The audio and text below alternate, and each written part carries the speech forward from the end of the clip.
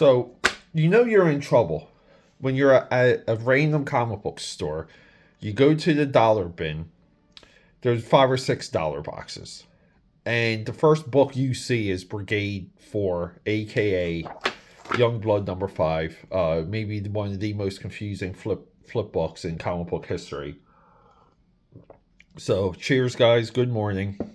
I have a nice stack here. Again, we haven't done this in a while, but let's do a physical comic book haul video. And the reason why it's been a while, because I haven't been to any shows, any type of convention. I do more comic book shows, not comic book conventions. I haven't been to a comic book convention in quite some time. But my local comic shop that had discount comics closed. So there you go. Mostly we've just been doing mail hauls. So let's get into the behemoth. This guy had Amazing Spider-Man Essential Volume 5, right? Stan Lee, Roy Thomas, John Romita, John Buscema, and Gil Kane. These are like the post 100 issues. Already was flipping through, already reading some of this. Really, John Romita he's got to be the greatest storyteller that Marvel has ever had. The things that he does with his paneling it's just there. And he's coming from the school of the 60s, but he emerges as his own. And he is, in my view, like far above his son. Even though his son has some chops, this is top notch. So I got this for $5. He flips it over and goes, "Well, the pricing's on the back," and we see this is the original Barnes and Noble price tag. So he flips it over and he sees no price tag. So he goes, $5. So that's a winner. So we have a little bit of a Rob Liefeld thread here, which is a lot of fun. Because, here we go. I'm trying to get that. We're going to go somewhat in order here, too. Hawk and Doves. I see this shortly after Brigade over there. Let's get to the Brigade cover that I like. This is a video on its own, that this was a flip book. What a publishing misfire. But we had a Rob Liefeld vein in these boxes. Hawk and Dove, issue 4, Rob Liefeld's premier DC comic book miniseries that led into all of his Marvel work. But during his time that he was floating around DC, he did this cover for Checkmate. Right here, Liefeld. And it doesn't look like Liefeld at all, which is why I love it. Yeah, like this is Rob Liefeld trying to be like George Perez and John Byrne, giving it his best shot, and then slowly he evolves into, like you can see with this face right here, like the Rob Liefeld isms. Wonderful transformation. Brigade source book. So these, I've been kind of keeping a list and organizing these because I wanted to do a Image comic source book collection of this time. So, and maybe I can show off the Wildstorm version of this. Wildstorm did this. Spawn did this. I think Spawn was like the Hell Bible. But all the Image guys wanted to give credibility to their characters by giving them like a Marvel Universe handbook or a Who's Who level experience. The crazy thing is, a lot of times when these are published, the books, there's maybe like a year's worth of information about some of these characters. So very, very weird. I even like here, they have researchers listed, which is, like, your editor should have like all of this info on file anyway. So Brigade Sourcebook, Brigade Volume 2, Issue 1, which I desperately needed because we just did the other Brigade number 1, and this is the Blood Brothers Part 1, and we're all systems go on that on this channel. I think I completed Blood Brothers. So Brigade volume 1, issue 1. So when I did that video recently, it wasn't the direct edition. So we didn't have the trading cards, but we got the trading cards now. Awesome. And then we have like miniseries 3 and 4. But then we have regular series issue 2. And yeah, I only had this in the newsprint edition. I didn't have this in these amazing. And a little bit of a trend too at this time. Issue 2's got the gimmick covers. Issue 1's did not. So this is issue 1 of volume 2. And we see it's just a gatefold cover. It's a triple gatefold cover. Which isn't it wild too, where with one issue, like, or with 4 issues, you get like a spread of just all the characters like this. They were really big on cranking out characters in early Image. So boom, boom, boom, boom. Here's something else. And I knew immediately when I started flipping through this. I don't have Avengers Volume 2, Issue 3, Heroes Reborn. Don't have it. And I knew this one has a Rob Liefeld cover, I believe. Here's a big surprise. It's really hard to find any cliffhanger, like at all, in the dollar bins. Well, not only do we have that, we also got right here Danger Girl issue 5. So Battle Chasers Deluxe 2 and Danger Girl 5. So what is the deluxe edition? So there was such a gap in the production of Battle Chasers. This is where Cliffhanger literally was hyped. The books delivered, and then it started to burn down because these guys couldn't keep a deadline. These deluxe editions kind of have, and I say kind of, right? Because it's a very loose sketchbook section. But they have the covers. This Red Monica here by Joe Chiado. This was like 9 comics. And these were like, you would get like a piece of the puzzle on the back of your book. So, an odd gimmick, but I believe they even did that for Art Taber's Black and White. Puzzle comic book backs. Yes, a gimmick in the 90s. But this just collects all the alternate covers. And, going back, how long ago was this, right? 97, 98. And the same gimmicks kind of are working in American comics. But this is just a recollection of I think just one issue, of maybe issues 2 and 3 or maybe like 3 and 4 maybe. But they were finding ways to get this book like in people's hands so that they wouldn't forget about it. And they milked it, and Joe Mad like never delivered. Danger Girl issue 5. We even with its lateness though, J. Scott always delivered. This is like J. Scott's greatest sequential work. Happy to add that. So we get some Top Cow. So let's do some Top Cow. We did get some good books here, because I'm just going through these right here, and it's like, what order do I go in sometimes? We can maybe wrap up. Can we wrap up the Image stuff? No, because we have. Here we go. Hold up here, guys. We got. We're going to do Top Cow, and then we're going to do what I got for Wildstorm. Ascension issue 13. I knew off the bat. I did. So I trailed off with Ascension when clearly like David Finch was not involved with the visuals of the book. I'm not familiar with the whole arc, but like we're close to the end of the series here. This is, even though he's not, like Finch is above Roger Cruz on the cover, but this is a Roger Cruz issue, which is awesome too, by the way, because you can kind of see his style, but the Top Cow coloring makes this feel like it fits within the series. So, like Finch always got top billing for Ascension. Witchblade issues 107, 108. Always tough to find, tough to get at any, like even on eBay, to get these for a halfway decent price. You have to kind of go in on a big lot and do the arithmetic and and hopefully calculate it to a price that you're happy with. And if not, you gotta reach out to the seller and see if you can really drive down the price. 107, 108.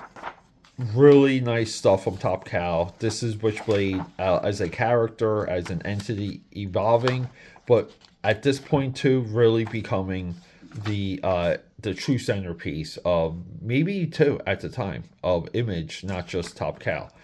Tales of Witchblade 7, always important, because I remember reading that Michael Turner was obsessed with Egyptology, and he used a lot of it for Fathom. This is the Tales of the Witchblade that he writes. He doesn't draw. He's got a very quick cover here that I feel like the colorist completely butchered. But at the same time, it is like it's a great. It's Tales of Witchblade issue 7 is a Michael Turner deep cut, and we see him right here, Michael Turner and Bill O'Neill's story. So, Top Cow 2. Check this out. Inside Image 15, Stormwatch, a glimpse into the dark future. This is where they jump ahead and they go right into Stormwatch issue 25. Wildstorm is the only one of the Images of Tomorrow company crossover that they did with Rob Liefeld's Extreme Studios. This one led right into issue 25, which goes to show you how much more of a real business manager and editor in chief that Jim Lee is over Rob Liefeld. But that's not what this was a bonus, because I bought this for this cover, because I was thinking about doing a little bit of a video on the Alan Moore layouts that he does for Violator. But this also, just going through this, we see Gen 13 4, same time as Cyberforce issue 5, Youngblood number 9, same time as Brigade 25, Spawn 22. This is also around when Spawn had their the misnumbering. The numbering for Spawn was upside down. Youngblood kind of Rob Liefeld roaring back with Youngblood. He's on Youngblood and Team Youngblood. Cyberforce, is back, regular monthly series. This is a great capsule. Look, you have Stephen Platt coming into Prophet.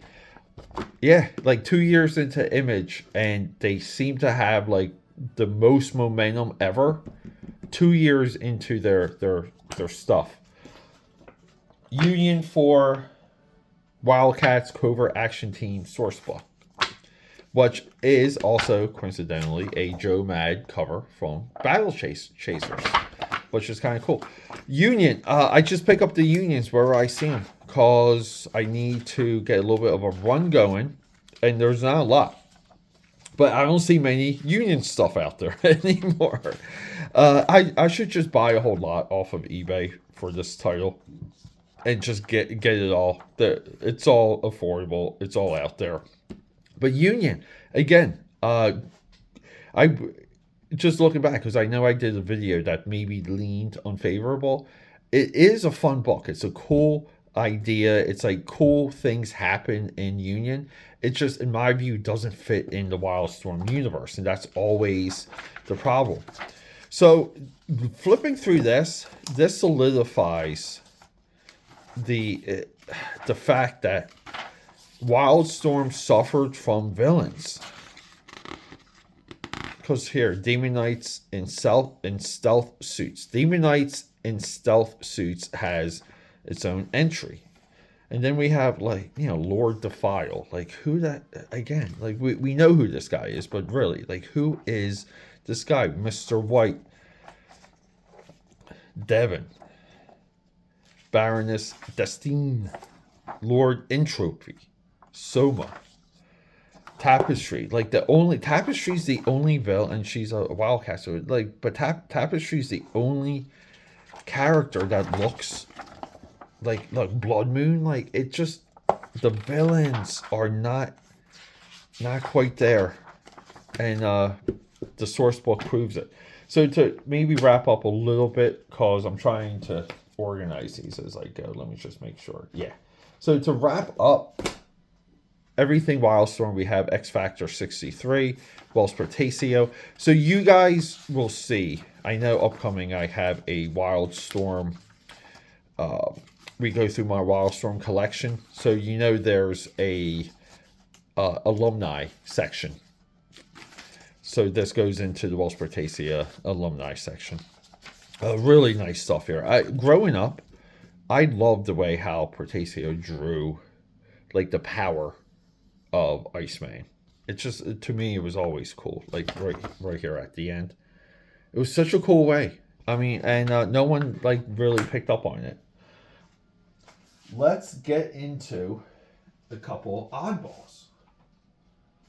Because I feel like we got some good oddballs here. And all of these are videos of themselves. Isn't that wild? I'm saving some for last. Here we go. Yeah, here we go. We got some good stuff here. So I always try and get, or I decided to get a lot of Dave Hoover stuff, because, you know, I did spend a little bit of time at the Art Institute of Philadelphia. A little bit of time. Almost graduated. So maybe not too much left. But Dave Hoover, who I was fascinated with at the time, because he was also like a storyboard artist for Ralph Bakshi's Fire and Ice. And I knew him from Marvel Comics, but he was one of the professors, one of the teachers. I forget exactly what he taught. Might have been storyboarding. And, you know, he passed. So I always wanted to do like a Dave Hoover, like, deep dive and kind of share some of my interactions with him, because I felt like that they were valuable. Like, it was Dave Hoover and another portrait artist, life artist. His name was Bill Martone. He did like a lot of portraits for movies. Like, he did the portraits for Dead Poets Society. But yeah, so we try, and also the Dave Hoover era of Captain America kind of leads into the Rob Liefeld Heroes Reborn and the Ron Garney and the Mark Waid stuff, because a little bit of what we do here is I try and document what comes before some of these like bigger impactful moments in American comics. So this is like the start of that. We have Carpenter and Kowalski, Unforce. This blew my mind. This was like one of the only like weird independent books, and I say weird lovingly, books from all of these boxes. The coloring got me. The presentation got me. This is like another superhero universe, just obsessed with new characters. I mean, like, look at, just like, there's so many characters in this. But I felt like, I'm like, wow, this looks like a good read. So we're going to go through this book, and I'm going to research it. But it's coming to you from Gauntlet Comics. Defenders, The Secret Defenders, issue 12. During the time of Avengers Infinity War, during the time of Avengers Endgame, I wasn't doing comic books on YouTube the way I'm doing them now. But if I were to go to a book to do at that time, it would have been this one, because this is a good Thanos deep cut, and it's a good example of where Thanos was in the Marvel universe, and kind of like how far he had fallen from Infinity Gauntlet to this point. This is one of the most important books Marvel put out. Marvel Comics Generation X Underground Special. Jim Mahfood, who, you know, I haven't profiled yet on this channel. I have some of his work I wanted to bring to you guys. This is a upcoming video. But yeah, Marvel, in my view, really, it's almost like they reached out their hand around this time to every single type of comic book audience member, because it's the Tusami line. It's the Ben Dunn Marvel manga line. Like, they really branched out. And, yeah, I felt like they sustained the company for that. Daredevil, Fall from Grace, prologue. Believe it or not, this was on my list during my Daredevil deep dive during Daredevil Born Again on Disney+. This is what I view, at the time, as the most important issue of Daredevil. We can argue that Daredevil 319, the most important issue of Daredevil ever at the time. Here is a wonderful, wonderful, wonderful deep cut. XMen 89. This is an upcoming video. I'm not going to open it. Back from the Dead. We have Adam Warlock, Captain Marvel, the true Captain Marvel, and Thunderbird from the X-Men. And this this was a I have to buy it, I have to grab it, I have to read it issue for me at the time, because you did not do this. Dead meant dead, and Marvel said our characters will stay dead, and that was a part of their mantra at this time in Marvel comic book history. This is huge. And speaking of dead means dead, we got Fantastic Four. We got a lot of Fantastic Four stuff coming for this channel. I will deeply profile this era and maybe like 2 solid years of everything around issue maybe like 360 to like the 380-ish. They try and transform Fantastic Four in so many different ways. If you're not familiar with the ending of this issue, it was an absolute shocker. It wasn't advertised. Huge comic book moment. And this is after they kind of did a lot of things to the Fantastic Four to make them, to make them appeal to the Image Comics audience. This is a giant monumental issue. We can argue, as we just did with Daredevil, that at the time, Fantastic Four 381 for the time was the most significant issue of Fantastic Four. We will profile this and everything that surrounds it. Here's a good one, and I was so shocked because I haven't read a lot of Extreme Justice, but I am familiar with this issue because this is a Al Rio issue, and this might be fun to do in July around Superman, because this issue has a awesome reveal, and it also leans into the idea of how hard it is for DC comic books to do their to do their like B and C level characters. Very tough. And I'm missing one of my books here. Give me 1 second, because we do have another Fantastic Four. It's somewhere. I'll find it. Give me 1 second. Holy crap! Yeah, so we're not quite done with Marvel. And technically, I guess I should have did Extreme Justice before I got into the Marvel. So, Extreme Justice 7, we will profile this separately on this channel. Marvel Super Action starting. So I don't understand like how the Marvel Super Action books are not spiking in price, because the reproduction quality is equal to what was done at the time. So, again, like I pick up anything Gene Colan. I just view Gene Colan as it's like he's almost like an outsider within Marvel Comics, just in his it's like everything was more dynamic with him. Everything was more shaded. He was a tough guy to ink. Great storyteller, bigger panels. I like Gene Colan at this time. So we have and this originally was, I thought they told you somewhere, originally in Avengers issue 63. But I love the O.J. Simpson ad in here. So we got that, and also leaning towards this era of Fantastic Four is, if you don't know about Fantastic Force and who Side-Lord is and why, and how this even connects to Uncanny X-Men, just be ready, because we will talk about all of that in July for Fantastic Four, around the time of Fantastic Four. And wrapping up Marvel, Again, a subject of a upcoming video.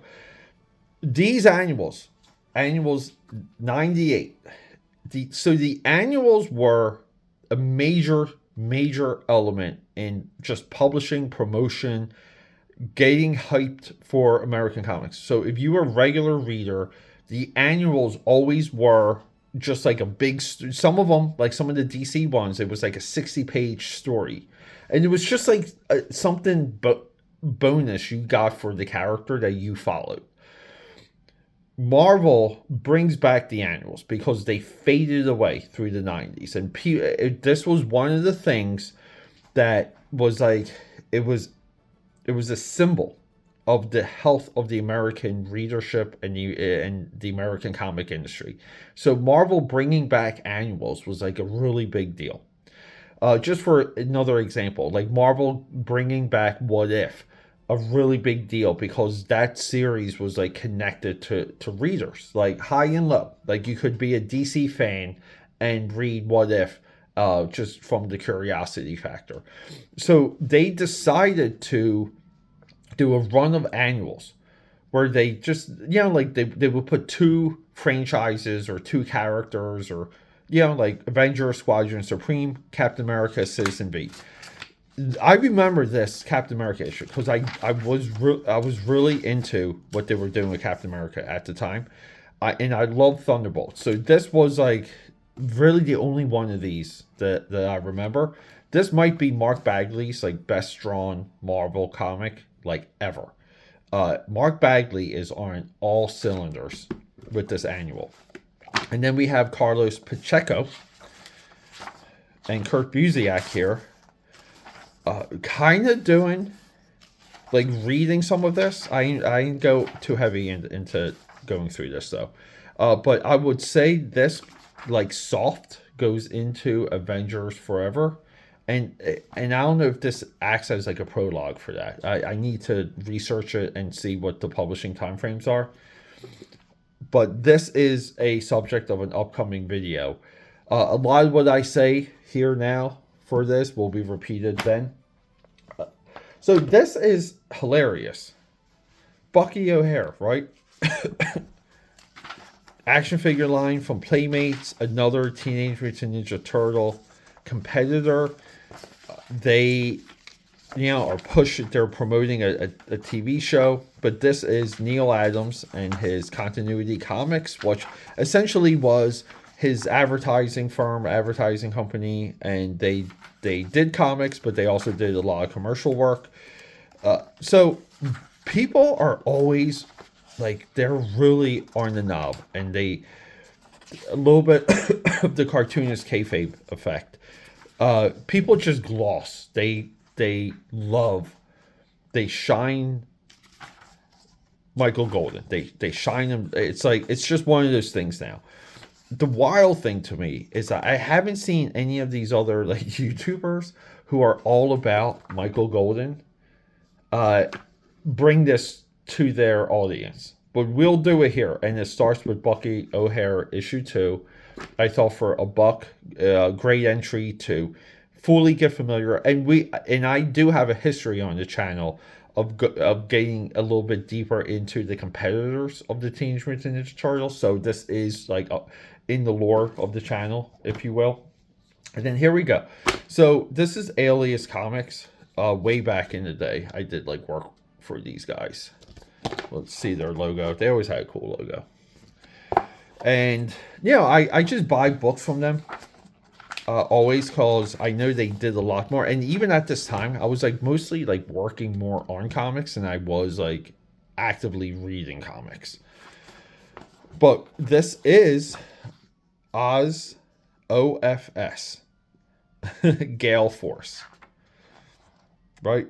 Oz OFS Oz, Oz it's Oz F5. I'm sorry, Oz F5 Gale Force.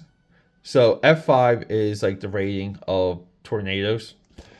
But this is drawn by Ryan Otley. And I never really, I guess right now I'm looking like at it more than I ever have. because you know I bought this, I flipped it open, made sure it was Alias. I saw Ryan Otley's name, and I bought it. So I want to kind of profile this too, because Ryan Otley is a guy that is not in like the name of names when we talk about modern comic book masters, and this is a very early work of his, and he pencils and inks too. So I don't know, AKAPAD seems a little odd to me, but I do want to get a little bit into Ryan Otley, and you know he is of conversation because of the Invincible TV show. So guys, yeah, a little bit of a comic book haul.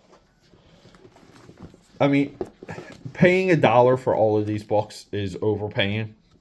I think this the essential fair price for $5, but like all of this, like everything you guys saw here, like overpaying. Like maybe the Marvel Super Action, right? Like, okay, maybe that's a $2 or $3 book, but everything here I overpaid for.